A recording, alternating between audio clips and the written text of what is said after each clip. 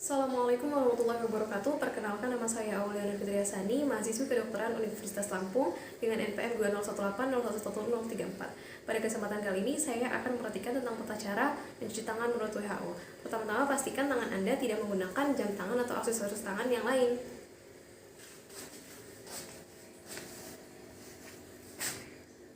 Pertama, basahi tangan. Kemudian ambil sabun secukupnya, lalu gosok-gosok ke telapak tangan. Kemudian gosok bagian kedua punggung tangan. Kemudian gosok sela-sela jari tangan. Kemudian gosok dengan cara seperti ini. Setelah itu gosok kedua ibu jari. Lalu bersihkan bagian kuku dengan cara menelungkupkannya.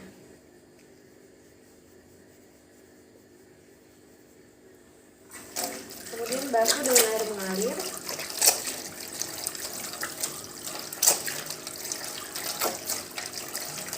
Jangan lupa untuk mematikan keran air dengan bagian siku. Langkah terakhir yaitu mengeringkan tangan sampai kering. Jangan lembab. Baik, selanjutnya ada pengenalan alat bedah minor.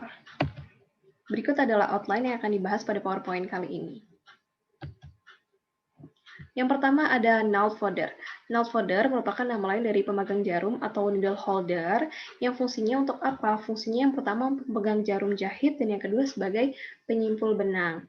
Nah, nail folder ini memiliki dua tipe. Yang pertama ada tipe Krillwood seperti gunting biasa ini, dan yang kedua adalah tipe Matthew Custom.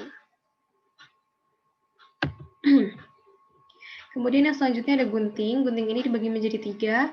Yang pertama ada gunting diseksi, yang kedua ada gunting benang, dan yang ketiga ada gunting verban. Gunting diseksi ini ada dua jenis. Yang pertama lurus dan bengkok, dan biasanya ujungnya runcing. Fungsinya untuk apa?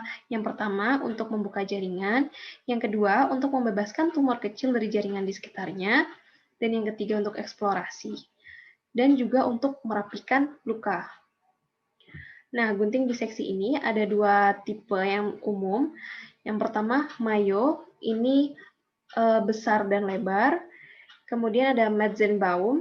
Ini lebih kecil daripada Mayo. Kemudian ada gunting benang. Gunting benang juga terdiri dari dua jenis, lurus dan bengkok. Namun tipe umumnya itu adalah bengkok dan sangat bengkok. Fungsinya untuk apa? Fungsinya yang pasti untuk memotong benang, dan yang kedua untuk merapikan luka. Kemudian ada gunting verban. Gunting verban ini sangat berbeda ya daripada gunting-gunting yang sebelumnya, karena memang gunting verban ini digunakan untuk memotong pembalut, memotong plaster, dan hal-hal medis lainnya yang memang busa seperti itu. Kemudian ada pisau bedah. Pisau bedah ini terdiri dari dua macam, ada pisau dan ada gagangnya. Nah, pada tipe lama itu bentuknya seperti ini, menyatu antara mata pisau dengan gagangnya, sehingga harus sering diasah supaya mata pisaunya tetap tajam. Nah, namun pada tipe baru ini, justru mata pisaunya hanya sekali pakai. Nah, jadi apa sih pisau bedah itu fungsinya? Pisau bedah itu sudah jelas fungsinya adalah untuk menyayat bagian organ tubuh. Nah, ada juga nih nomor-nomor umum di gagang yang biasa digunakan, yaitu nomor 4 dan nomor 3. Nomor 4 digunakan untuk luka besar, dan nomor 3 itu untuk luka yang kecil. Baik, selanjutnya ada klem. Klem ini ada 6. Nah, pertama ada klem arteri pen. Klem arteri pen ini terdiri dari dua jenis, yaitu lurus dan bengkok. Nah, ini contoh yang saya gunakan adalah contoh yang lurus ya.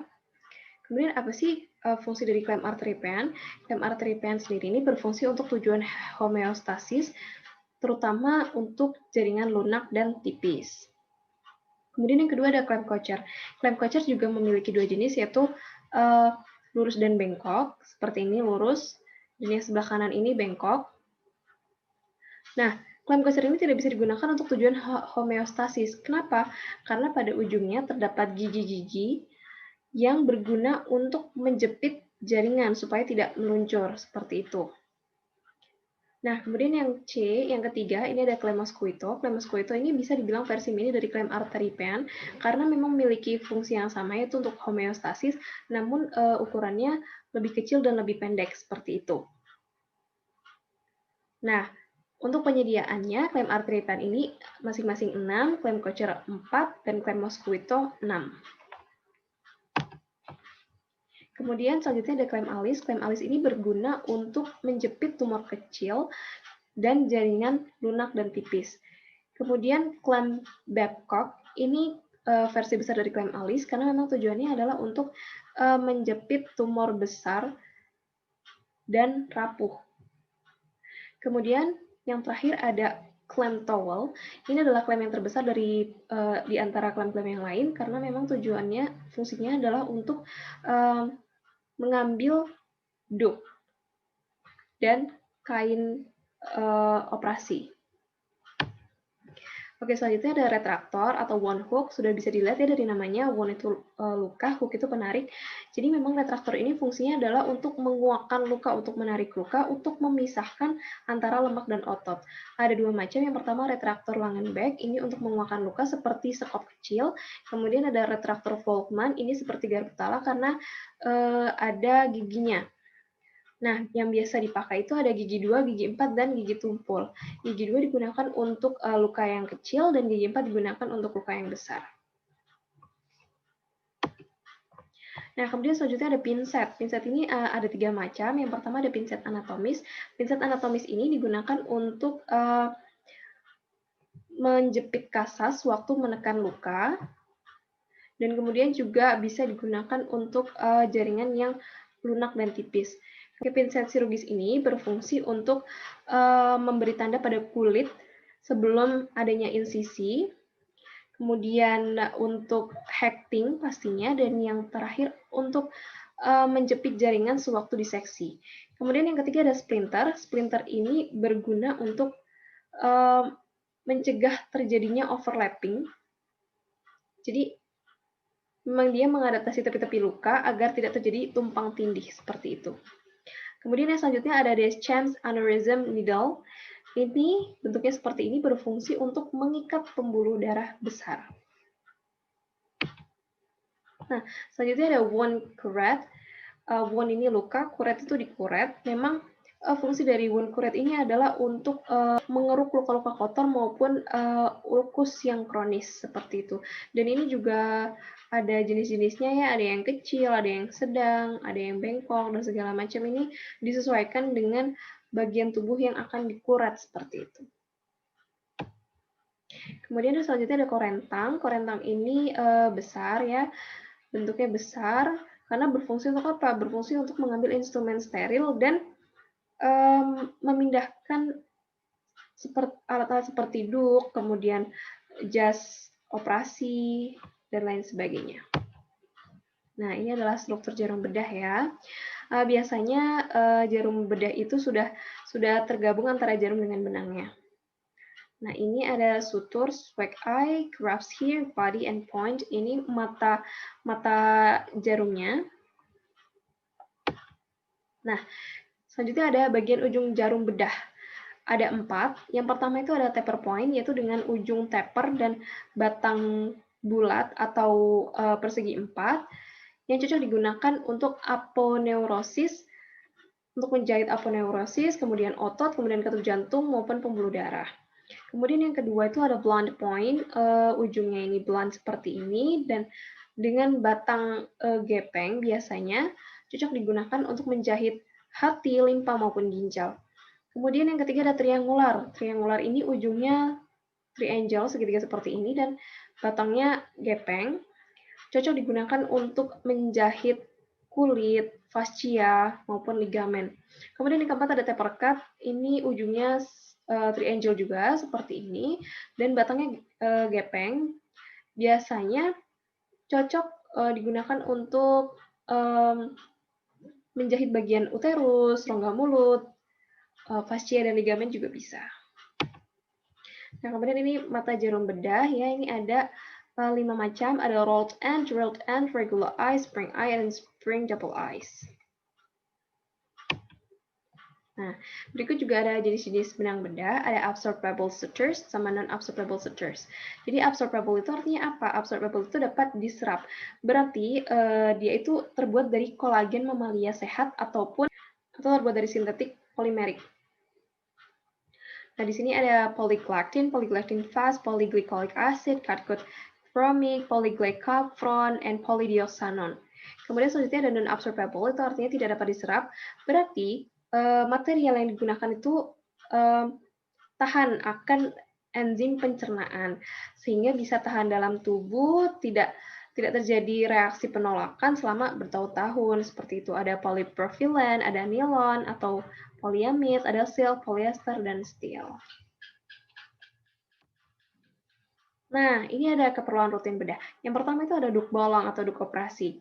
Apa sih fungsinya? Fungsinya itu untuk memudahkan dokter pada saat pembedahan agar matanya hanya terfokus pada bagian pembedahan, seperti itu. Kemudian yang kedua ini ada baju kamar bedah, baju kamar operasi. Biasanya berwarna hijau ya, karena warnanya itu netral. Kemudian ada masker dan ada topi. Kemudian ada sarung tangan. Sarung tangan yang digunakan itu yang bahannya kuat dan elastis. Dan biasanya sebelum menggunakan ini dibubuhi dulu oleh tulcum agar mudah digunakan. Dan ini sarung tangan medis digunakan hanya sekali pakai. Kemudian ada kasa hidrofil. Kasa hidrofil ini pasti sudah pada tahu ya, kasa hidrofil ini untuk menutup luka, untuk menghentikan pendarahan yang terjadi maupun menutup sekret agar tidak mengalir lagi seperti itu. Nah, selanjutnya ini ada tuffer atau spons. Nah, gimana sih cara membuat tuffer atau spons ini? Jadi yang pertama itu potong kain kasa menjadi bentuk segi 4 sesuai ukuran seperti ini.